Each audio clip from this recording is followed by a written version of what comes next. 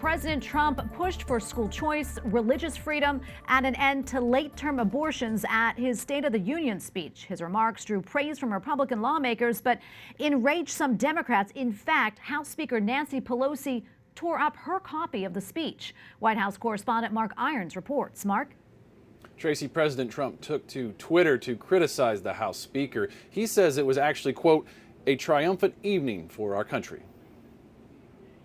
In his State of the Union address, President Trump pledged to defend religious freedom in the U.S. In America, we don't punish prayer.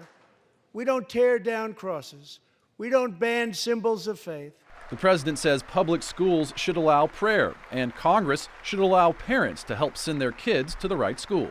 Pass the Education Freedom Scholarships and Opportunities Act, because no parent should be forced to send their child to a failing government school. Democrats remained seated for most of the president's remarks, while Republicans gave lively applause, like when the president defended life in the womb. I'm also calling upon members of Congress here tonight to pass legislation finally banning the late-term abortion of babies.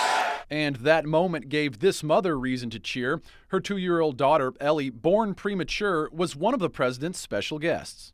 Born at just 21 weeks and 6 days and weighing less than a pound, Ellie Schneider was a born fighter. President Trump also touted the success of the U.S. economy, calling it a blue-collar boom. But in the Democrats' rebuttal to his speech, Michigan's governor pushed back. So when the president says the economy is strong, my question is, strong for whom? Strong for the wealthy?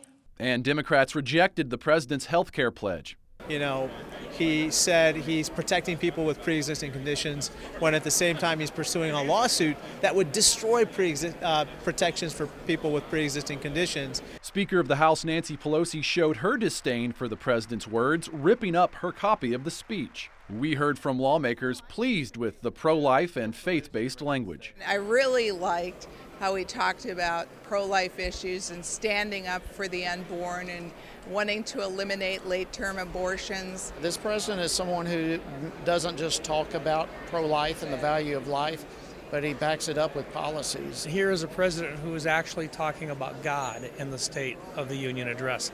That's pretty special.